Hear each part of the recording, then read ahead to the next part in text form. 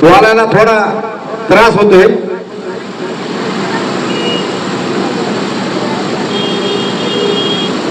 कारण काही गोष्टी अशा घडा लागल्यात. साहेब म्हणले मला की थोडं सबुरीने घे. साहेब फक्त हे एकच करू शकते, जे स्वतःच्या बहिणीचे झाले नाहीत ते दुसऱ्याचे काय होणार आहेत.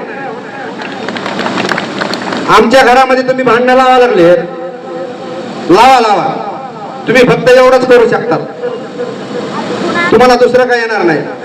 अरे 2001 ला आम्हीही नगरसेवक होतो. अण्णा होता, श्याम काका होते. तुमच्या आई साहेब पडले त्यावेळेस आम्ही आमच्या स्वतःच्या अंगावर गुलाल बी नाही घेतला.